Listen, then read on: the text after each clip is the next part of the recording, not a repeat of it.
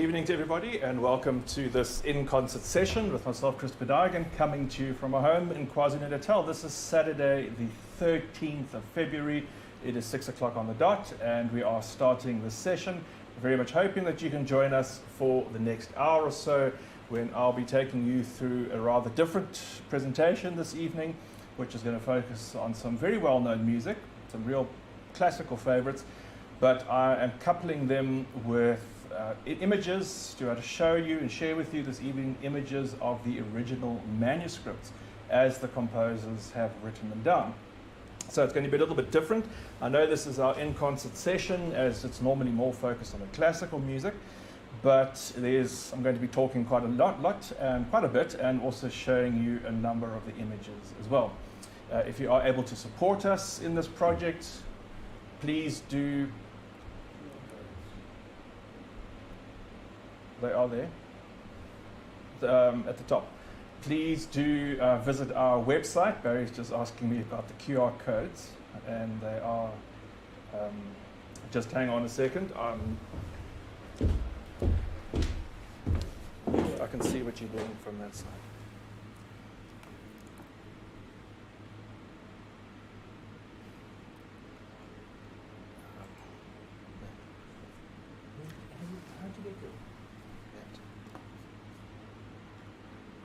It's fine, you can use that. It's just that the other way's quicker. It's fine.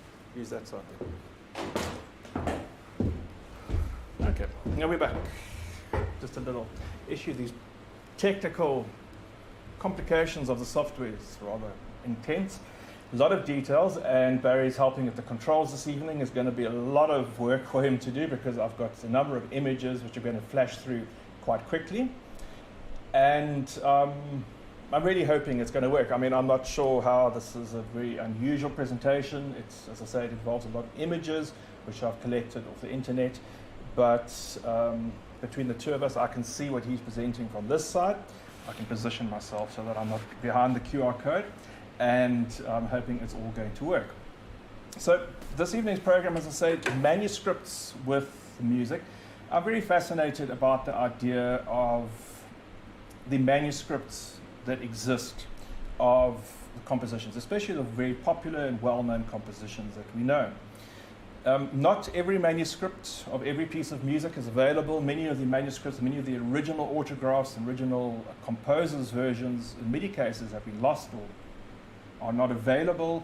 And also I'm working only what is freely available online. But it's incredible how many of these original images you can actually see of increasingly of a number of compositions, especially these particularly well-known compositions of the great composers. And so I've gathered these together and hope to share some of these with you tonight. What I'm fascinated about is in two elements, is that we take this music often for granted. If you think of the Moonlight Sonata or the Bach Prelude in C, there are so many recordings. If you go onto YouTube, you will see thousands of people who've performed this. It's part of our general makeup, our general knowledge, you might say, musical, cultural knowledge of the world today. And it's incredible to think that at one point, someone actually created this, and someone did write this down. And it's amazing for me to see the original handwriting and the original way in which these scores have been created on paper. One day there was no Moonlight Sonata, and the next day Ludwig van Beethoven decided to write a piece of music, his 14th piano sonata, and he started writing something down on a piece of paper. And the next day this piece of music actually started to exist, and how it's grown through the world to be one of the most popular and well-known pieces that ever existed. The other thing I'm fascinated about is the way that the composers write music on the actual page. Not only does it tell us something for me about the way that they approach the paper, the way that they way that they make marks on the paper, what their musical handwriting looks like, which I find really fascinating, and you'll see different styles come through, but also what you can tell from this process, where they corrected themselves, where they changed a few ideas if they did. Not all the scores that we have, autograph scores, are final versions. I think in many cases, composers would have worked on sketches, they would work on sketchbooks or sort of rough drafts before they might actually write down the final version. With Beethoven in particular, we can see these sketchbooks, and I'll show you one, where he would be sketching numerous details, and as I mentioned a week or two ago, how he would even write on the walls of the rooms where he was staying, much to the annoyance of his landlords. He would scribble with red pencil, just random musical ideas that he had on the walls of the rooms that he was staying in. But other composers, it is well known, for instance, that Mozart would write complete pieces of music in his head before actually writing them down. And I will try and show you some of these examples. It's always difficult to know which is which, but some of the examples to see the changes that composers actually might have made in these manuscript scores. It's just incredible to see that someone like Mozart could complete a piece of music, it seems, without actually making any errors or many changes. Some of the well-known pieces, for instance, the Kegelstadt trio for clarinet, viola, and piano.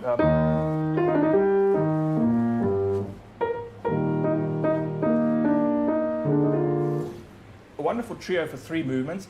He apparently wrote the whole composition in his head while he was playing a game of skittles, Kegelstadt.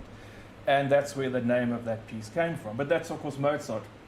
Music just seemed to be in his head and come to him very easily. Beethoven, on the other hand, seems to have struggled and struggled and struggled. And part of that struggle you can see in the sketchbooks and even in the manuscripts, how he changes his ideas again and again and again. So apart from the handwriting, as I say, the way that the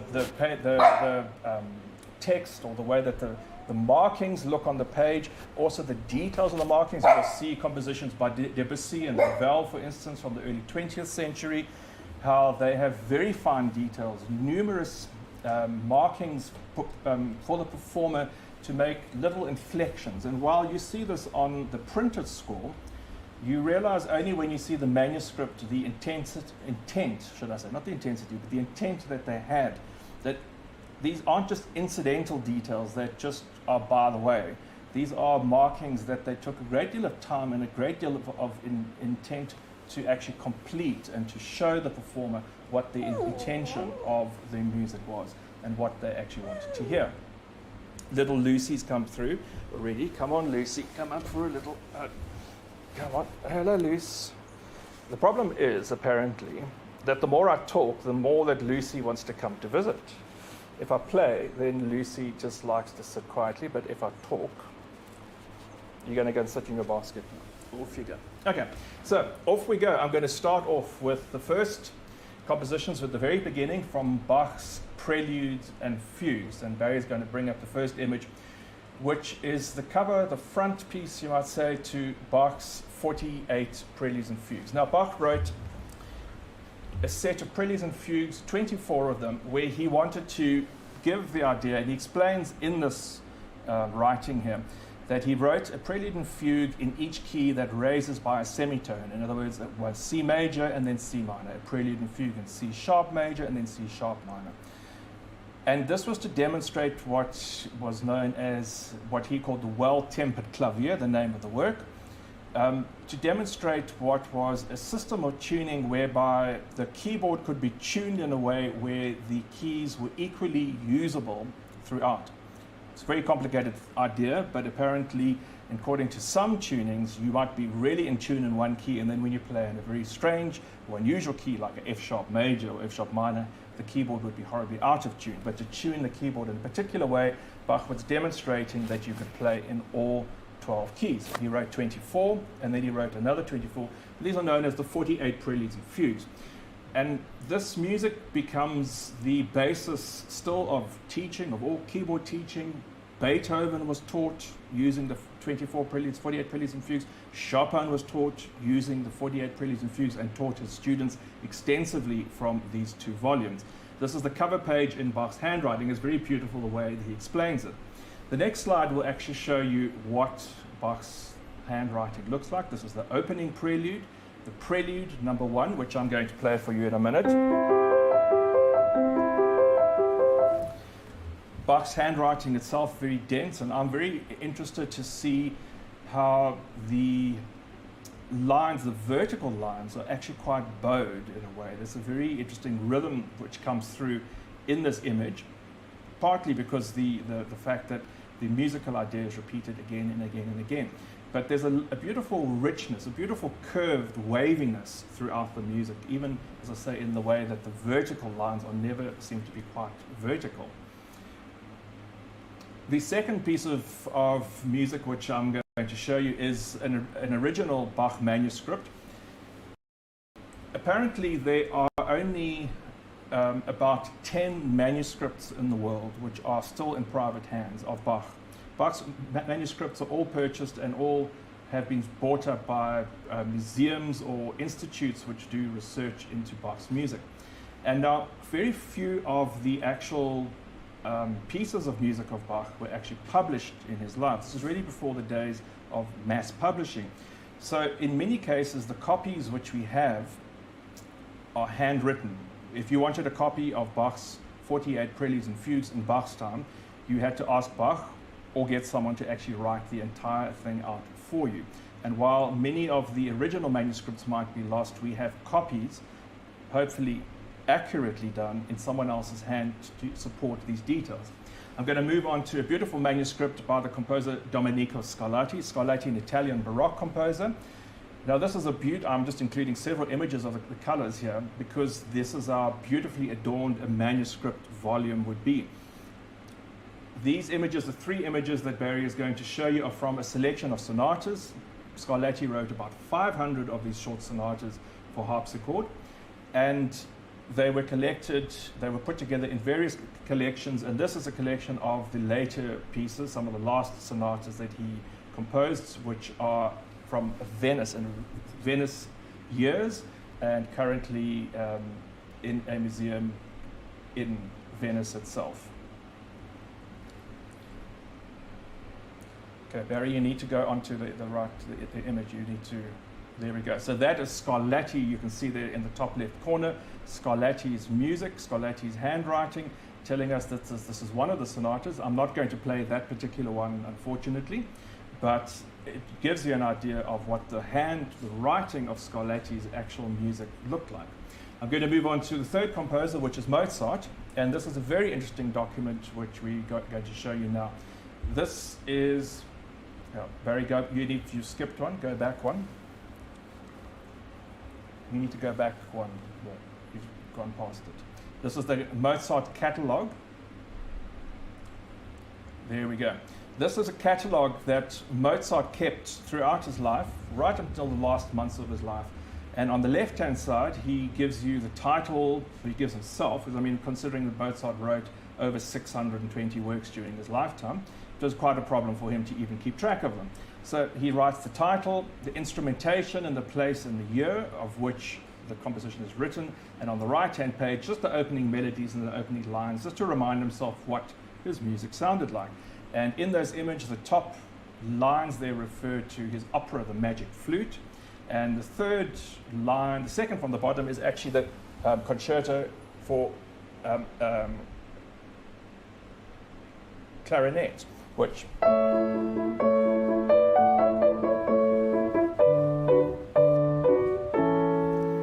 of course, we all know the very famous Adagio, the second movement Adagio.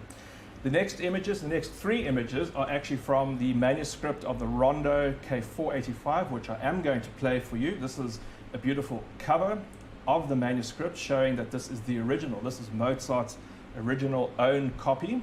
And the next image will show you exactly what Mozart handwriting looked like. And there's no errors. As I said, it's amazing to see that he wrote this piece down absolutely perfect. Whether this was the only version he wrote, but it is all in Mozart's immaculate hand. You can actually read that. I could probably actually read that and play from that just as it is. And the last image from Mozart, from this piece of music, shows you at the end, he signs it with his name and the date, which I think is January 17th. I can't see it from here. But it's signed and dated just to remind himself and everyone exactly where he was and which date he completed it. So I am going to play for you now three pieces. The Bach Prelude in C, from the opening Prelude from the Well-Tempered Clavier, followed by the Scarletti Sonata, not for, unfortunately one of those that I showed you, but another beautiful sonata, very slow, lyrical sonata that he wrote, and the Mozart Rondo Co. 485.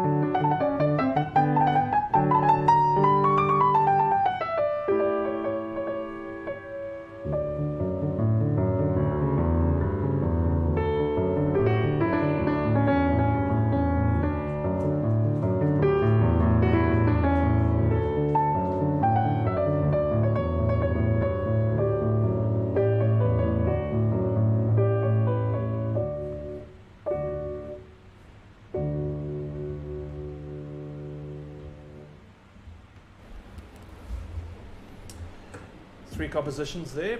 Started off with the Prelude number 1 in C major from Bach's 48 Preludes and Fugues, a Sonata in A major by Dominico Scarletti, and the Rondo in D major by Wolfgang Amadeus Mozart. I hope you had a chance to look at those images, look at those manuscripts while playing the music. I'm going to move on to a number of images by Beethoven very quickly. The first of which is a manuscript from the Sonata Opus 26, which at this point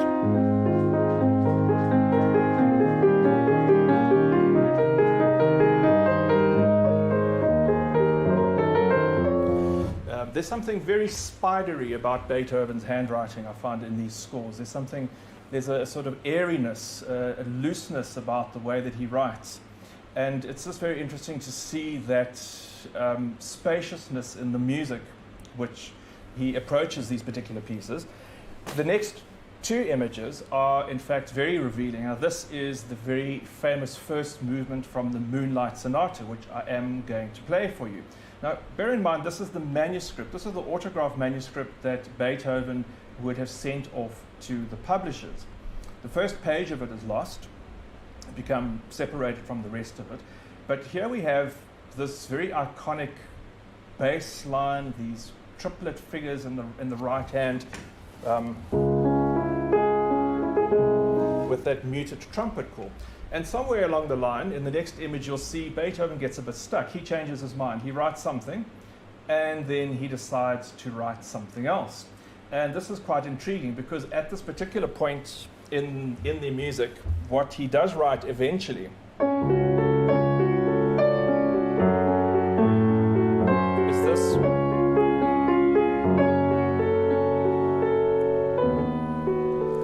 Very beautiful, quite unique modulation that, as I've just stopped. Now that is where he changed it. What in fact he was thinking of writing, if you try and decipher what's underneath with the scratching out,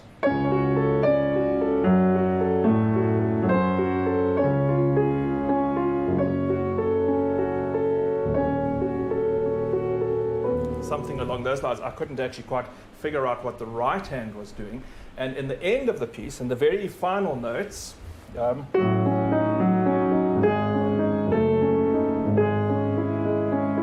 he was going to play.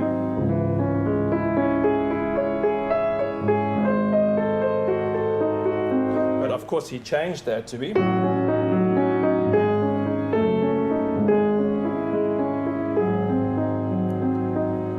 And brings in this unique bass.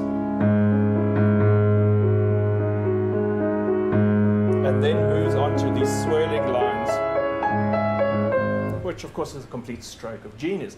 What I find fascinating, as I say, is that at this point, when he is certainly probably made sketches, decided, worked out the piece, he's still changing ideas and changing certain features of the piece. And this, for me, is what's so intriguing, is that when does a composer know when a piece of music is finished? And what he writes down and publishes is what is played and followed note by note forevermore. And we'll see how this comes up later on. The next image is very unique. This is a famous manuscript. This is for Beethoven's Symphony No. 3, the Eroica. Beethoven was very inspired by the beliefs and the thoughts of Napoleon Bonaparte and wanted to write this grand symphony to this man who had incredible thoughts of equality for all people and for all mankind. Of course, when Beethoven declared himself Emperor of Europe, he scratched out, you can see, he actually tore a page off the manuscript, but you can see the dedication, which was to Bonaparte and to a great man, is scratched out furiously on the right-hand side of the page. Beethoven wasn't very impressed with Napoleon's antics at all. And the last image of Beethoven I'd like to show you, this is from one of the sketchbooks. This is these little notebooks that Beethoven would carry around with him when he was walking around Vienna, or particularly walking in the woods around Vienna, and he would write down ideas. I've looked at that for a long time and I cannot decipher one note out of it. I think that actually is a sketch for the Archduke Trio, the Trio Opus 97.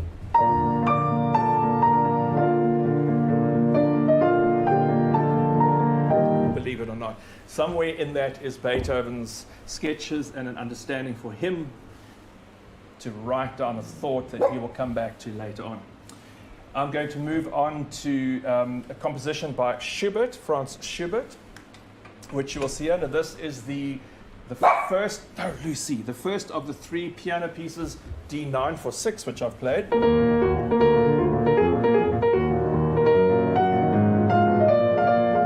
And in the middle section, there's a slower.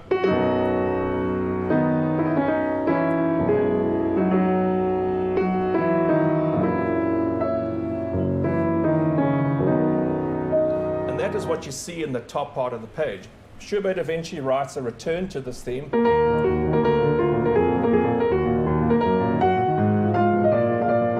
And what he had intended was to write another episode, another contrasting piece, another contrasting section. So instead of having one contrasting section in the middle, it would have 2. And then you can see he changes his mind and scratched it out furiously. What's interesting about this is that Brahms, the composer Johannes Brahms, made an edition of this piece of music, of several of Schubert's works. And Brahms decided that actually he should have included that section. And so that section has been published, and some recordings, some pianists do actually play it.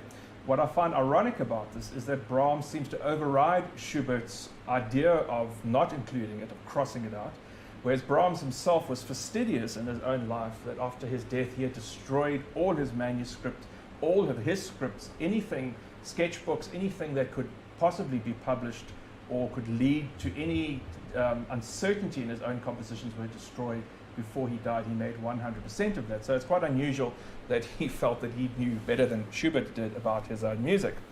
The second image of Schubert, a beautiful manuscript page here. This is from the series of Impromptus, which I played a week or 2 ago.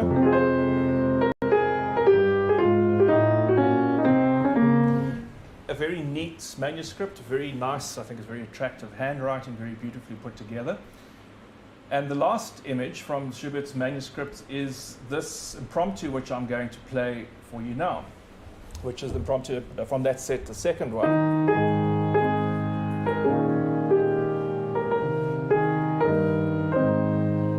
What's rather unusual about it is that you see Schubert has a sort of second thought.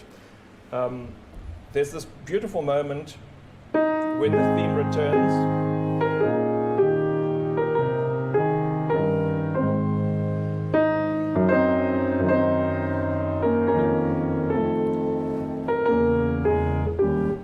Which is a very beautiful turn of phrase, but that wasn't what he initially thought of doing. His first idea was to repeat the same phrase exactly as he had played it. And it's fascinating to see how he had just thought, oh, I'm going to repeat the phrase, and then suddenly came up with a new idea, which is an absolutely magical moment of inspiration. The next images, moving on from Schubert, I'd like to show you a unique little page of Mendelssohn. This is, in fact, Mendelssohn's sister, Fanny Mendelssohn, a composition of hers. I thought this was just rather charming. A song, and her husband apparently drew a little picture. This is the original manuscript there on the left, and a little charming image which he's included. Her husband added a little watercolor image on the top left of the couple included in that song. An image of a manuscript by Schumann. You can see the very finely written music here, very delicate writing, and very carefully put together. This is from the opening page of his Waldscenen, or forest scenes, very gentle, delicate piece, which I'm going to play for you. And the next image, which is quite interesting, also from the same composition, but this is the cover page. And you'll see on the first page of what he was writing, he ran out of space, so he just completed the last 2 lines or the last few bars of the composition on the actual cover. But on that cover page, you'll see the title, Waldscenen by Robert Schumann, and also a listing of the order of the pieces on the left. He had written down in the manuscript the pieces, but not in the correct order, and then obviously this was the order to the publisher to, in fact, rearrange the order and to please include those last 2 bars of the opening piece, which he put on the cover. From Schumann's music, I'm going to go on to Liszt. I'm not going to play any music by Liszt, but this is 3 images from Liszt's Mephisto Waltz. This is a very dramatic and virtuoso work, which I'm actually going to play within the next 2 or 3 weeks. It tells a fascinating story, but the devil himself comes along to the village inn and whisks the crowd up into a frenzy with his magical playing.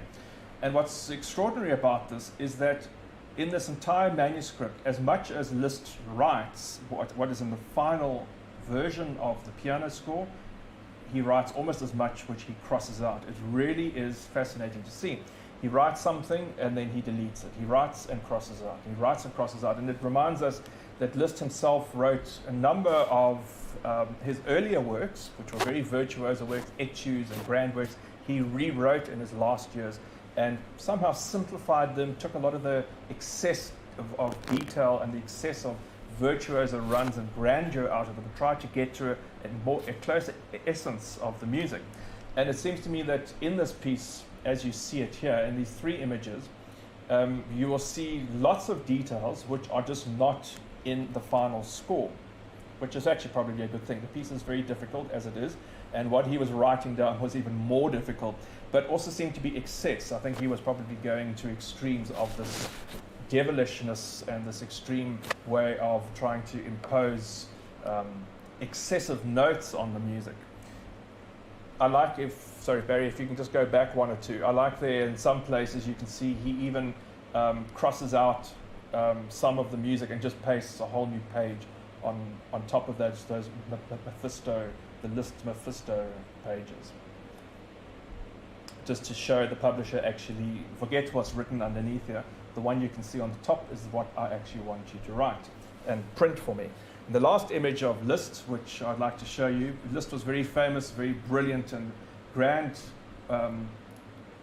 person who traveled numerous concerts, and this is an autograph signature of Liszt that someone would have run up to him in a street or come to him, probably a charming young lady after a concert, and he wrote down a little message. You can see there the date. I think it's in Paris in 1842, and he writes out a little piece with his signature on the bottom right, Franz Liszt, and a little piece of Hungarian music, a little signature in someone's autograph book or on a program of some sort.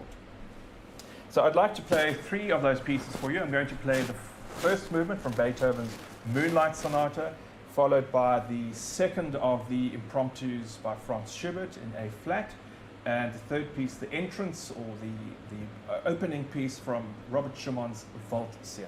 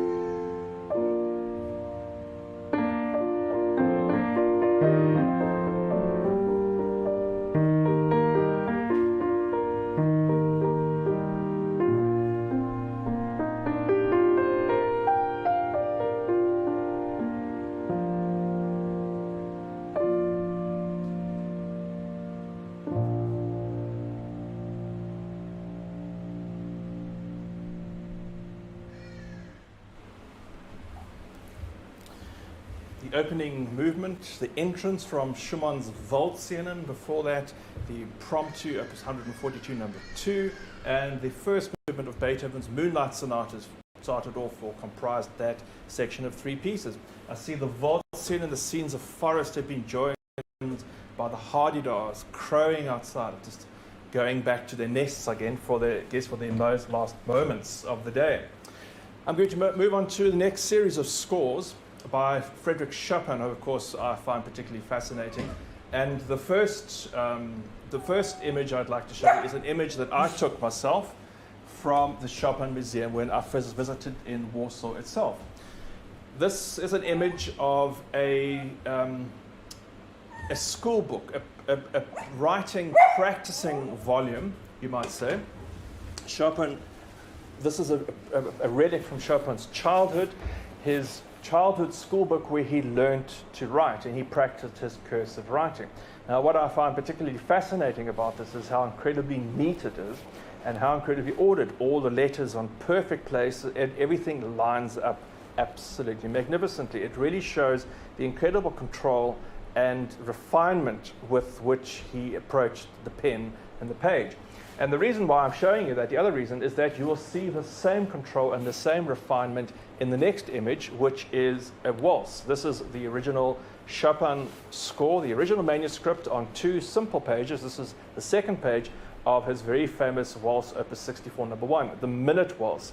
This is the slow section, and instead of writing out the reprise or the third section, he just puts a repeat. In fact, you'll see the opening 2 or 3 bars of it on the top left part of the page. The end of the first section and the final moment, the final run on the final moments of the piece. But here, what I find so interesting is the incredible refinement, again, the control of vertical lines, the management of the space, the way that everything is positioned on the page so very perfectly. I've been told I'm using the word incredibly too much, so I'm laughing. Someone, Barry, says I use the word incredible all the time, so I'm trying not to use that. The wonderful alignment of the notes on the page. It's so wonderfully neat and organized, and this is typical of a Chopin score. Another score I'd like to show you, this is the opening of the ballade. That was, of course, the minute waltz. The middle section is what you saw there. And this next image is the ballade, the opening of the first ballade.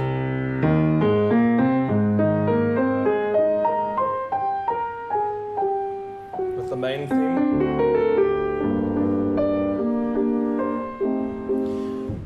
It's fascinating that such poignant music comes out of just notes, of ink marks on a page. The fascinating, I won't use the word incredible, the amazing thing which I'm intrigued by is the rigidity and the focus with which Chopin approaches all his scores. Now, this next document is a fascinating insight. This is the complete score on 2 pages of the Fantasy Impromptu, which I am going to play for you. And this is as he wrote it down in the guest, or the private possession, the book of the Baroness d'Este. One of the reasons why it was thought that this composition wasn't published during Chopin's lifetime. But again, instead of writing out the reprise of this, he just says, well, go back to the beginning and play it again, and then when you get to this point, here's the tail piece at the end. The fascinating thing for me is that this is black and white, this is ink on paper, and it all looks so incredibly neat and so rigid, it's so in a matrix, in a very organized visual fashion, and yet the music of Chopin is so fluid. It shows us the neatness, the refinement, the control, and tells us a lot about the balance and the control of the music, but it really doesn't tell us about the fluidity, which is so typical of the music. And that I find so particularly interesting. The next image are 2 images here of one of Chopin's most celebrated composition, the Pollinate. You'll see the opening runs. You'll see how Chopin marks in a crescendo to be played, getting louder, that sort of burst of drum rolls that gives you great energy in that piece. In the beginning of the first page. Let me just see. I think Barry's showing you the second one here. If we just go back one, if you can. No, that is the first one. Okay, so the first page at the top, I'm just having a good look.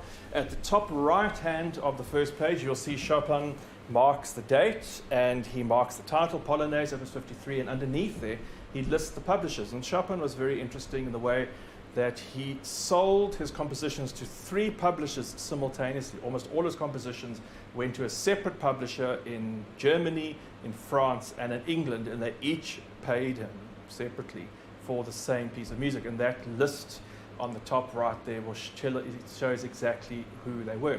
The next images gives us just a moment of doubt. Now, even if Chopin had had a sketch or a precursor to this final manuscript, he has a change of heart. And there's something in the middle there. I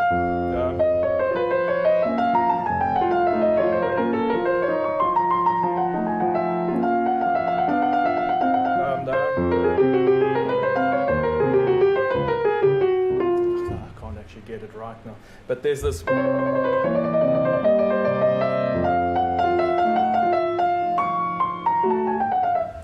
Figure it out now. I can't remember it exactly. But at one point, you can see there how he actually changes something quite ordinary and gives us that beautiful finesse at the top where the melody rises up to really give something expressive in that middle section. And the 2 last images from this, which is very interesting, which is going to relate to what I'm going to play. This is Chopin's Nocturne, the famous Nocturne,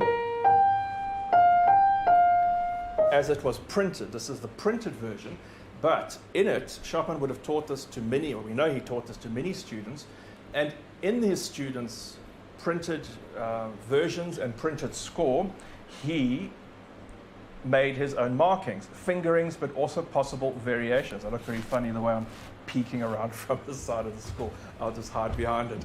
He made his own variations, so even though the piece of music wasn't print, to one student or to another student, he said, well, actually, let's give you something different. And he changed the ornamentation. So, for instance,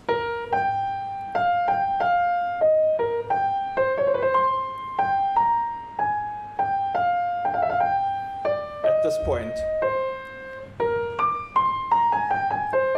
that's what he wrote in the score. And then in someone else's personal copy, he might have written,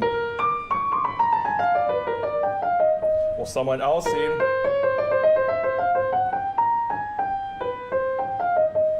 and so what I'm going to play for you is, in fact, the Nocturne, that particular Nocturne, Opus 9, with all the variants that we have. People have collected these variations together. Some of them sound very strange. Some of them don't sound, I wouldn't say not Chopinesque, but they're quite awkward. And things they don't quite tie up with Chopin's very refined manner. And I think that's why he actually kept everything in his score so incredibly precise and in the best possible taste. And the last image, just to show you how he actually could have managed that not everything in Chopin's writing and scores was actually quite so straightforward. This is a page from the D minor preludes, the preludes that he composed in Mallorca, the last of the preludes when he was with Georges Sand on that very eventful and rather haphazard, you might say, trip. And the final prelude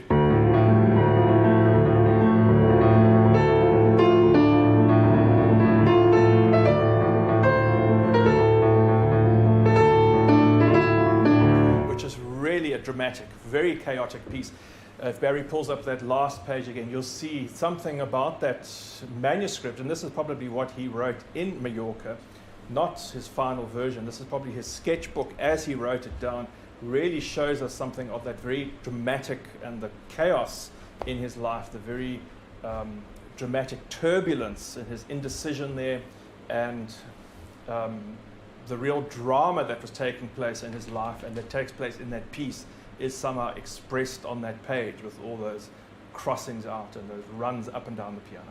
So I'd like to play for you 2 pieces, the Nocturne Opus 9 with all the variations that Chopin included in other people's scores, and then followed by the Fantasy Impromptu, which Barry will pull up on the screen, that beautiful composition which just has such fluidity and such variation of style but yet it's all written in such a precise, metrical way in black and white notes.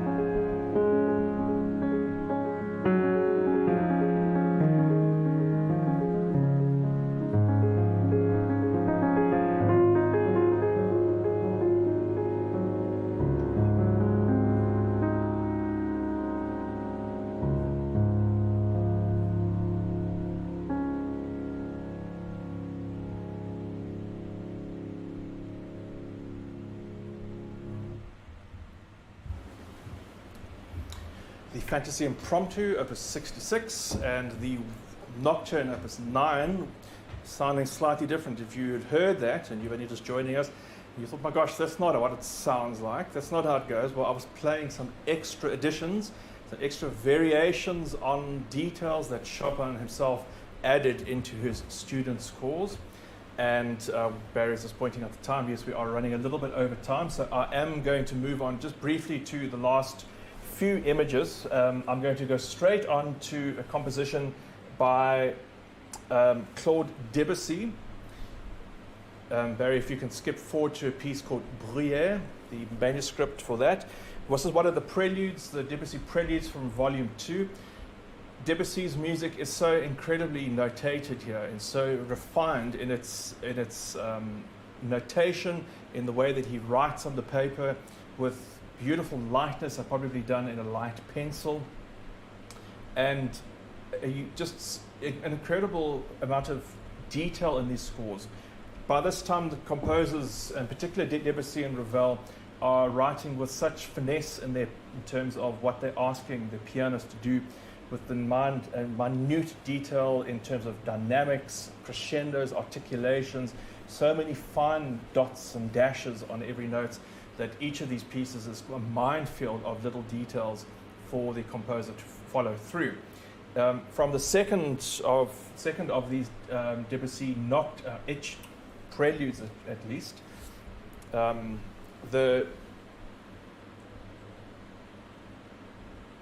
these pages you will see, yeah, that's the one. On this particular page, this is the last page from the prelude La Terrasse des Audiences au Clair de Lune. And with all these Debussy preludes, I've always talked about this, that the composer writes the title for the piece of music at the end. He doesn't put the title at the beginning of the piece as though this is what the piece is about. He puts the title at the end in brackets as though to suggest this might be an idea. This is a suggestion of what is an inspiration behind this piece. And there you can see at the end of the composition is the title on the third line. The other fascinating thing, this is the manuscript which the composer has sent off to the publisher, but those two bars that end that particular piece are actually not what Debussy finally decided on. Obviously, when the proofs or the final editing proofs came back to the composer, he still changed the last details, and instead of ending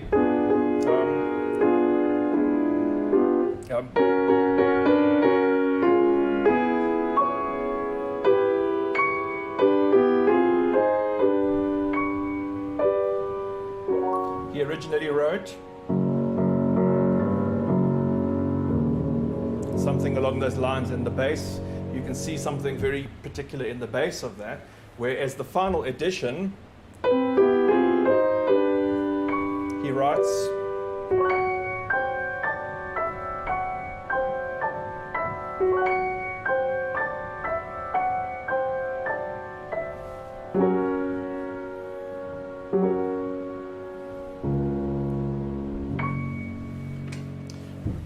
fascinating and a beautiful ending.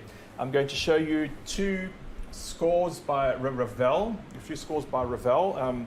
This is from Oiseau Triste, a piece of music that I played last week. Ravel's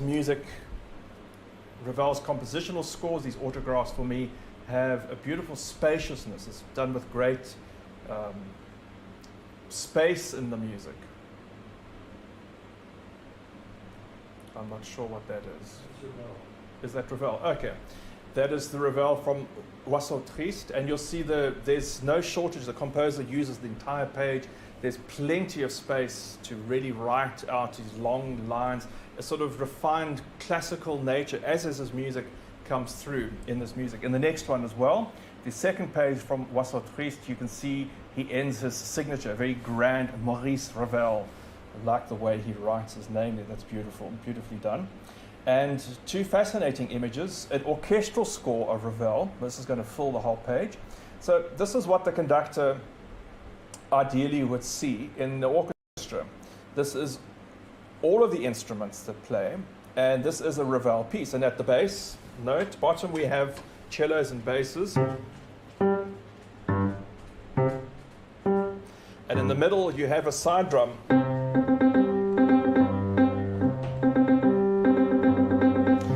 top, a flute.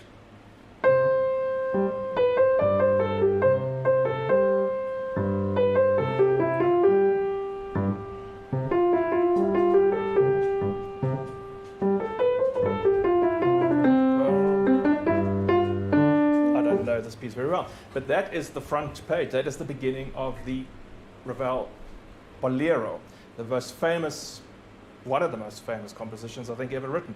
It is said that somewhere in the world, every 10 minutes, someone is starting a performance of this piece of music, and this is how Ravel's original manuscript. This is how he starts it. The next image, which is quite fascinating, shows an entry in the middle of the piece, which I'd never heard before.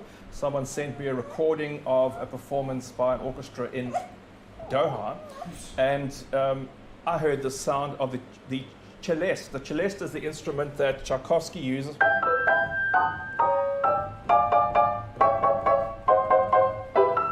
A small keyboard with a set of bells attached to it.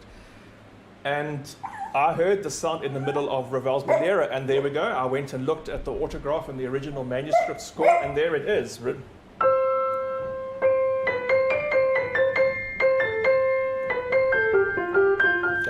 Lucy, you're distracting me. I don't know this tune well, but it's actually original. I don't know how many of you ever noticed the celeste in the middle of Ravel's Bolero. And the last two scores, which I'd just like to show you very briefly. This is the opening page of George Gershwin's Rhapsody in Blue. You'll see he'll say Rhapsody in Blue scored for, in your basket, scored for jazz band and piano. And this is the piano version that he was writing out.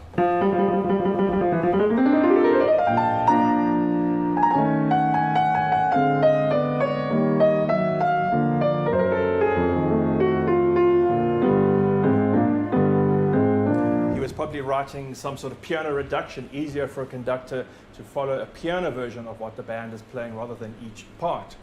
And then the very final score, which is very fascinating and interesting, this is a moment from Rachmaninoff's Prelude in C sharp minor.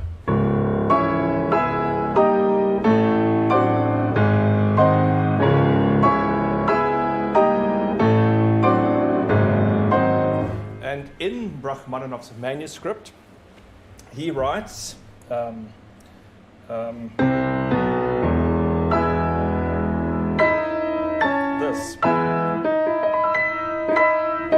That unusual clash is written in the manuscript. And when it is first published, it was changed to... So what Rachmaninoff,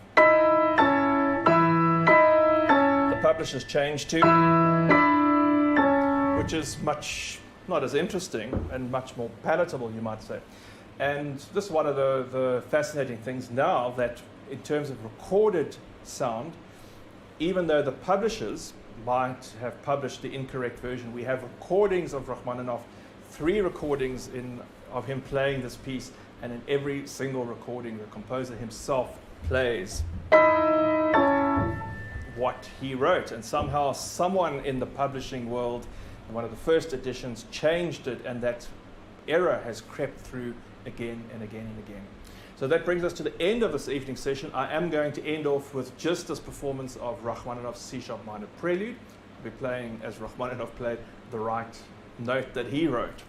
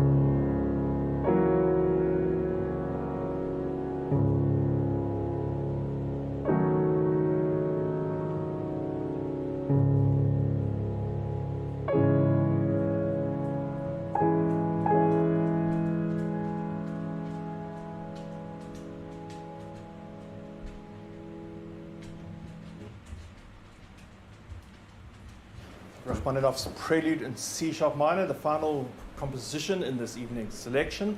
I hope you've enjoyed the program of music, and I hope you've enjoyed seeing the manuscripts. It's, as I said, for me, it's so fascinating to see how the composers wrote this music down, how they engaged physically with the paper, with the pen, with the music, how the music came to them easily or not so easily, how they changed ideas as they were writing, before they were writing, even after they had written what is officially the official manuscript, and how that actually tells us so much about their intentions. I found that Liszt Mephisto Waltz manuscript the most interesting because so many ideas are extended that what we have now in the final printed version, you actually gain a greater insight into what he really intended by what he had crossed out and what he didn't include. Grander ideas that are simplified. So it's actually really a fascinating experience for me to see all this. I find it incredibly exciting.